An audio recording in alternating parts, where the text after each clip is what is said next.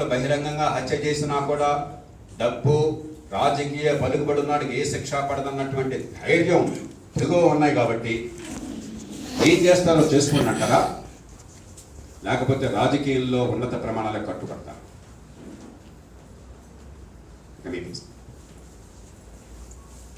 రాజకీయ పప్పం గడుపుకోవాలని కోరుకోవడం అనేది చాలా ప్రమాదకరమైనటువంటి ఆలోచన.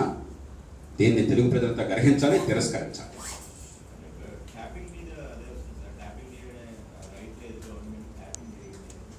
అందుకనే ఈ వాస్తవాలు మనకు తెలియదు. మీరు ట్యాపింగ్ అంటున్నారు, వాడు రికార్డింగ్ అంటున్నారు.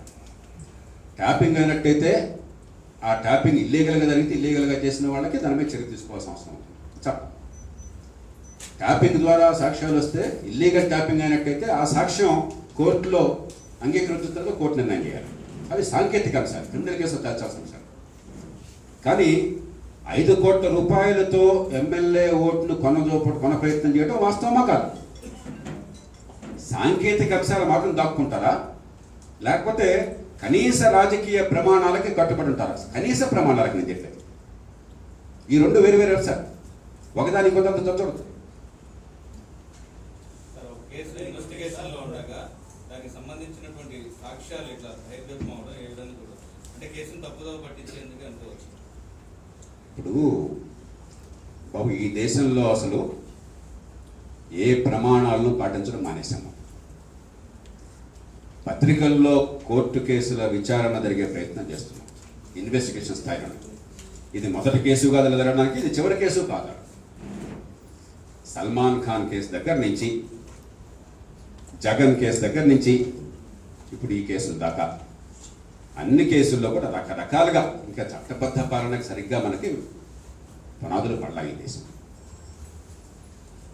కానీ మళ్ళీ చెప్తున్నాను, వాటి వెనకాల దాక్కుంటారా? 5 కోట్ల రూపాయలు 500 మంది ఈ దేశంలో సామాన్య పౌరుల సంవత్సర ఆదాయానికి సమానమైంది. ఒక్క ఓటు, ఒక్క కలం పోటుతో ఒక్క చిన్న ఓటు ఎమ్మెల్సీ ఎలక్షన్ వేయడానికి సిద్ధపడ్డ దాన్ని దాంతో సమానంగా మీరు చూస్తారా? ఇలాంటి రాజకీయాన్ని మనం కోరుకుంటున్నామా? తెలుగు ప్రజలు తెలుసుకోవాలి. కేసుకు సంబంధించిన ఆధారాలన్నీ కోర్టుకి ఇన్వెస్టిగేషన్లో ఉన్నప్పుడు కోర్టుకి సబ్మిట్ చేయాల్సింది పోయి ఒక ప్రభుత్వాన్ని అప్రదిష్ట పాలు చేసేందుకు మరో ప్రభుత్వం చేసినటువంటి ఈ పత్రికలు లీక్ చేయడం దీన్ని ఎలా? ఇందాక చెప్పాను కదా, అక్కడ ఏ పొరపాటు జరిగినా కూడా ఖచ్చితంగా కోర్టు పట్టించుకోరు. అందుకనే ఈ రాష్ట్ర ప్రభుత్వాల మధ్య తగాదాగా పరిణమించకుండా, ప్రజల మధ్య విద్వేషాలు లేకుండా సిబిఐకి వెళ్లాలని మేము డిమాండ్ చేస్తున్న కారణం.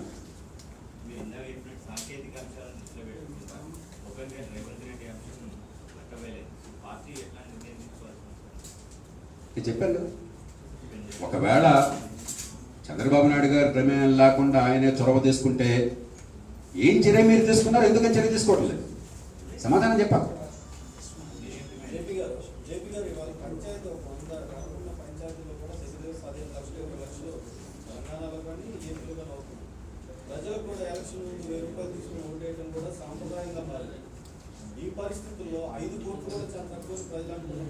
కాబట్టి ఇది మంచిదేనా? కాబట్టి మనది కొనసాగిద్దామా? తెలుగునాట 2 రాష్ట్రాల్లో ప్రజలంతా కూడా జేపీ గారు మీరేదో పిచ్చిగా మాట్లాడుతున్నారు. ఒక పంచాయతీలో 15 లక్షలు కూడా సర్వసాధారణమేను. ₹1 కోటి ఖర్చు పెడుతున్నారు. ఆఫ్టర్ ఎమ్మెల్యేకి 5 కోట్లు పెద్ద ఏముంది, ఇది మామూలే అని ప్రజలు అనుకుని ఇదే కోరుకుంటే పర్ఫెక్ట్. మనం ఇంకా మాట్లాడదు. ఇక రాజ్యాంగం గురించి, చట్టం గురించి కరెక్ట్. కాబట్టి బయటపడ్డ వాళ్ళందరూ వినదాం.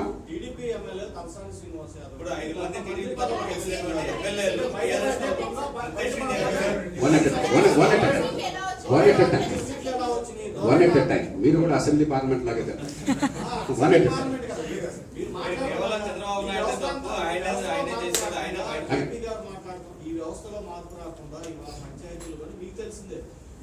మీ పార్టీ కూడా ఎందుకు బయటకు రావట్లేదు, లేదా కమ్యూనిస్ట్ పార్టీలు కూడా ఒకే సీటు ఎందుకున్నాయి కూడా ప్రజలకు తెలుసు, అందరికీ తెలుసు.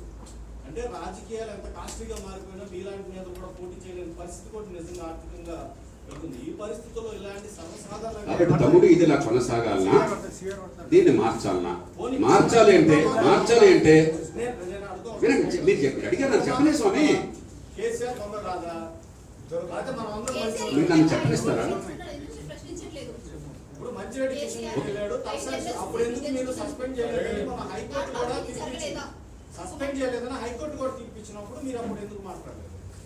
చెప్పనిస్తారా? చెప్పు. ఇప్పుడు కనీసం మీరు ఇంటరప్షన్ లేకుండా మాట్లాడిస్తారా? లేదు సార్, నేను ఓకే, let me come. అయిపోయింది, మీరు చెప్పండి. భయంకరమైన రాజకీయం నడుస్తున్నది. అది చాలా మేరకు ప్రారంభమైంది తెలుగునాట నుంచే అందరికీ వ్యాపిస్తున్నది. కాబట్టి ఇది ఎట్లానే ఉంటుంది. మన కర్మాన్ని మౌనంగా కూర్చుందామా? పట్టపగలు సాక్ష్యాలతో సహా బయటపడ్డ కేసుల్లో అయినా ప్రక్షాళనకి ప్రారంభం చేద్దామా? 2G స్పెక్ట్రమ్ ఉంది, వేల కోట్ల చేతులు మారి అయిన వాళ్ళకి ఇచ్చేస్తున్నారు. లోక్సత్తా ఫోన్లే మామూలు జరుగుతుంది ఊరుకోలేదే. సాక్ష్యాలు ఉన్నాయి కాబట్టి కోర్టుకి వెళ్ళి మరీ దాన్ని క్యాన్సిల్ చేయించుకున్నాం మేమే. 122 2G స్పెక్ట్రమ్ లైసెన్సులు క్యాన్సిల్ చేయించి ఈ దేశంలో మార్పుకి నాంది పెట్టాం. ఈవేళ అట్లా మార్పుకి నాంది పలకమంటున్నాం. మార్పు ఎట్లా వస్తుంది? లేకపోతే జనాన్నేమో కోట్లు ఖర్చు పెట్టినా మామూలైన స్థాయికి దించేశాం. ఏముందండి 5 కోట్లు పెద్ద మామూలుగా అసెంబ్లీ స్థాయిలో ఏముంది అనే స్థాయికి దించేశాం. వీళ్ళకి బాహాటంగా దొరికినా కూడా శిక్ష పడదు. ఇట్లా వదిలేద్దామా? లేకపోతే హత్య చేస్తే వదిలేద్దాం. ఏమన్నా హత్యకు శిక్ష అలాగే తప్పుకుంటున్నారు. సల్మాన్ ఖాన్ కారు దున్నేస్తే తిరుగులేదు చేసిన 10 నెలల తర్వాత ఇంకా శిక్ష పడలేదు, కోర్టు జైలు కడలేదు. ఏముంది? మామూలుగా వదిలేద్దామా? రాజకీయం చేద్దాం. అయితే కూడా ఎందుకు అసలు? ఇంకా మాటలు ఎందుకు? రాజ్యాంగాన్ని పెడతాను, ప్రమాణాలు ఎందుకంటే రాజకీయ పార్టీలు. రెండోది, నిర్ద్వందంగా కేసీఆర్ని మేము ప్రశ్నించాం. ఎట్లా 14 మంది వచ్చారు, రాజీనామా కూడా పెట్టకుండా ఆ స్పీకర్ గారు ఏం చేస్తున్నాడు? మేము ప్రకటనలు ఇచ్చాము. ఈ టేబుల్లో వాస్తవం అయితే రాజీనామా చేయాలని మీరు అడుగుతున్నారు. ఈ 18 మంది ఫిరాయింపులు పాల్పడినందుకు ఒక సీఎంగా ఆయన సస్పెండ్ చేయాలని ఎందుకు డిమాండ్ చేయలేదు? ఆయన డబ్బులు ఇచ్చినట్టు ఆధారం అంటే ఖచ్చితంగా ఆయన పదవి పోవాలి. లేకున్నా వినండి స్వామి, డబ్బులు ఇచ్చే అంశం అనేది ఎవరో చెప్పరు. వినండి. పార్టీ గుర్తు మీద గెలిచిన మాత్రం పార్టీ నైతికంగా మీరు దాన్ని కరెక్ట్ అంటారా? ఆ మాట నేనే చెప్పాను, మీరు వెళ్ళైతే ఒక సెషన్ అంతా సస్పెండ్ ఆ మాట ఆ గుర్తు మీద గెలిచి ఈ పార్టీకి వెళ్ళి చేయడం అనేది భయంకరమైన తప్పని నేను స్పష్టంగా చెప్పాను. నేను చాలా స్పష్టంగా చెప్పాను. మీరు మళ్ళీ ఏమి కంగారు నాకు అర్థం కావట్లేదు. తెలుగునాట ఒక సీఎంఏ తప్పు చేశాడు, ఇంకొక ఆయన కరెక్ట్ అన్నట్టు మాట్లాడుతున్నారు. అరే ఒక సందర్భంలో ఇదండి ఇప్పుడు ప్రస్తుతం సరే, అది కూడా చెప్పానండి. ఆడియో టేప్ అని చెప్తున్నారు, రిలీజ్ అయిన దాంట్లో ఎక్కడ కూడా ఫ్రీగా ఓటేయండి మీకు ఇబ్బంది ఏం లేదా. నేను ఆ మాట చంద్రబాబు గారు చెప్పండి, మీకెందుకు భాష?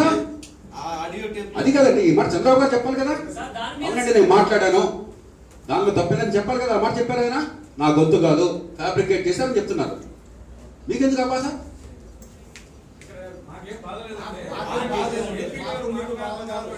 జేపీ గారు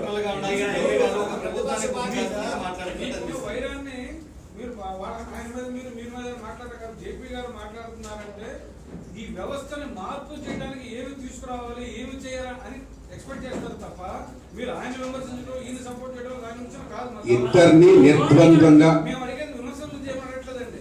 ఈ వ్యవస్థని ఏం మార్పు తేవాలి అది చెప్పండి. మీరు ఎక్స్పెక్ట్ చేసి మేము కాదు, ప్రజలు కూడా అదే. 20 ఏళ్లుగా తెలుగునాట భారతదేశంలో చెవినీళ్లు కట్టుకుని వ్యవస్థలో ఏ మార్పులు కావాలో ప్రతిరోజు చెప్తున్నాను, మార్పులు తీసుకొస్తున్నాను. కాబట్టి నన్ను ప్రశ్నించే హక్కు ఎవరికి లేదు. ఈ దేశంలో ఏ అధికారం లేకుండా ఇన్ని మార్పులు తెచ్చాం. సార్, జేపీ గారు 9 నెలలు అయింది ఎమ్మెల్యేలు ఫిరాయింపు పడి. దాని మీద మీరు ఎందుకు కోర్టు కేసులు కానీ దాని మీద సీరియస్ ఇంతవరకు ఎందుకు భారత్ అయ్యా ఏ కోర్టులో కేసేయాలో నేనేం చేయాలో మీరు చెప్తే అట్లాగా డోంట్ లైన్ క్రాస్ చేయబోకండి. నేను ఏం చేయాలో నేను నిర్ణయించుకుంటాను. 2G స్పెక్ట్రమ్ మీద కేసు నేను వేశాను, నేను నిర్ణయించుకుంటాను.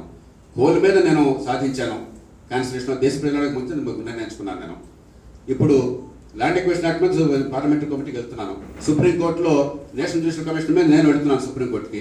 నేనేం చేయాలి నిర్ణయించుకుంటాను. మీరు చెప్పకుండా మీరు కొంచెం అది దాటపోకండి. నేను చేసిన తప్పైతే చెప్పండి, కానీ మీరు ఎందుకు చేయలేదు, మీరు పొద్దున అర్ధరాత్రి ఎందుకు లేవలేదు, నిన్న పొద్దున 3 గంటలు ఎందుకు మాట్లాడలేదు, ఇవన్నీ చాలా గందరగోళంగా ఉంటాయి, అసందర్భంగా ఉంటాయి. యువర్ నాట్ మీ మీరు సాంకేతిక అంశాలను పక్కన పెడితే అంటే మీరు వాటితో ఓపెన్ గా బయటపడ్డప్పుడు ఇమీడియట్ గా సస్పెండ్ చేయాల్సిన బాధ్యత ఉందని గతంలో ఉదాహరణ కూడా చెప్పారు. సో ఇప్పుడు ఆ సంఘటనలో జరగలేదు, మీరు ఎట్లా చూస్తారంటే? చెప్పాను కదా, ఎందుకంటే ఇంకా ఇమీడియట్ సస్పెండ్ చేయాల్సిన అవసరం ఉందంటే ఇక్కడ నేను చెప్పాల్సింది చెప్పాను కదా. ఏం చేస్తారో చూద్దాం. అప్పుడు వారి ప్రమేయమే ఉంటే వారు ఎవరిని సస్పెండ్ చేస్తారు? ఆ నిర్ణయం వారు చేసుకోవాలి. ఈ లోపల శాసన